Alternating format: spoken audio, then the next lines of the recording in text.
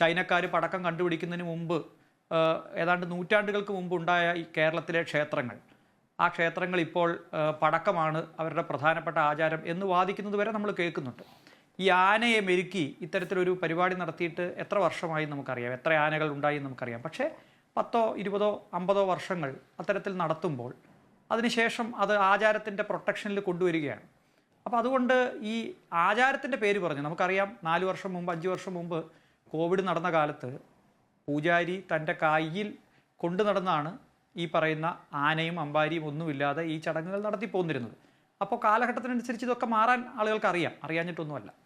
പോകട്ടെ, അത് അത്തരത്തിലുള്ള തൃശ്ശൂർ പൂരം മാറ്റിവെക്കണമെന്ന് ആരും പറയുമെന്ന് എനിക്ക് തോന്നുന്നില്ല. പക്ഷേ ആഘോഷങ്ങൾ ആചാരത്തിൻ്റെ പേര് പറഞ്ഞ് എത്രത്തോളം നടത്തുന്നു എന്നത് ഒരു ധാർമ്മികതയുടെ പ്രശ്നമാണെന്ന് ഞാൻ കരുതുന്നു. ഒരു മരിച്ച വീട്ടിൽ നമ്മൾ ഇത്തരം ആഘോഷങ്ങൾ നടത്താറില്ല എന്ന മര്യാദ, സുജന മര്യാദ ഇവരുടെ ഭാഗത്തുനിന്ന് ഉണ്ടാവും എന്ന് നമ്മൾ വിചാരിക്കുന്നു. അതുണ്ടാവുന്നില്ല എന്നുള്ളതാണ്. രണ്ടാമത്തെ ചോദ്യം, ഈ അഡ്മിനിസ്ട്രേഷൻ എങ്ങനെയാണ് ഇത് കൈകാര്യം ചെയ്യുന്നത് എന്നുള്ളതാണ്. പല ചർച്ചകളിലും പലരും പറഞ്ഞു കേട്ടു, നമുക്ക് നിരോധനമല്ല വേണ്ടത്, നമുക്കിത് കൃത്യമായി റെഗുലേഷൻസ് പാലിച്ചു പോവുകയാണ് വേണ്ടതെന്ന് പറഞ്ഞു.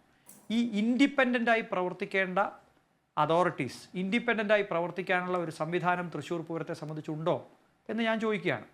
ഒന്ന്, ഈ വെടിക്കെട്ട് നടത്തുന്നതിൻ്റെ ഭാഗമായിട്ട് എക്സ്പ്ലോസീവ്സ് ഉപയോഗിക്കുമ്പോൾ ശബ്ദ ശല്യമുണ്ടാക്കുന്ന 90 ഡെസിബലിൽ കൂടുതൽ ശബ്ദമുണ്ടാക്കുന്നവയാണ് നമ്മൾ ശബ്ദമുണ്ടാക്കുന്ന പടക്കങ്ങൾ എന്ന് പറയുന്നത്. 4 മീറ്റർ അപ്പുറത്ത് വെച്ച് പരിശോധിച്ചാൽ 90 ഡെസിബലിൽ കൂടുതൽ ശബ്ദമുണ്ടാകുന്ന പടക്കങ്ങൾ ഉണ്ടാക്കാൻ പാടില്ല.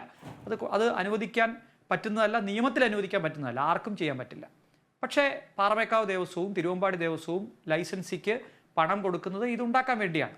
ഇവർക്ക് എന്താണ് ഇതിൻ്റെ ഉത്തരവാദിത്തം എന്ന് ശ്രീ വേണുഗോപാലിനോട് സ്മൃതി ചോദിക്കുന്നത് ഞാൻ കേട്ടു. ഇവരുടെ ഉത്തരവാദിത്തം എന്ന് പറയുന്നത് നിയമം അനുവദിക്കാത്ത, നിയമം നിരോധിച്ചിട്ടുള്ള പടക്കങ്ങൾ ഉണ്ടാക്കാനുള്ള കോൺട്രാക്റ്റ് കൊടുക്കുകയാണ് ഇവർ ചെയ്യുന്നത്. അല്ലാതെ പാവം സതീശനോ അല്ലെങ്കിൽ മറ്റാരെങ്കിലുമോ ഇത് ലൈസൻസിയായി ഇത് ഏറ്റെടുക്കുന്നയാൾ അവരുടെ സ്വന്തം കയ്യിൽ നിന്ന് പണം ചെലവിട്ട് ഇവർ ശബ്ദമില്ലാത്ത പടക്കങ്ങൾ ഉണ്ടാക്കാൻ കൊടുക്കുന്ന കോൺട്രാക്റ്റ് വെച്ച് എന്നാൽ ഇവർക്ക് ശബ്ദമുള്ള പടക്കങ്ങൾ ഉണ്ടാക്കി കൊടുത്തേക്കാം എന്ന് വിചാരിച്ച് നൈട്രേറ്റോ മറ്റേതെങ്കിലും മിക്സ്ചറുകളോ കൊണ്ടുവരികയല്ല.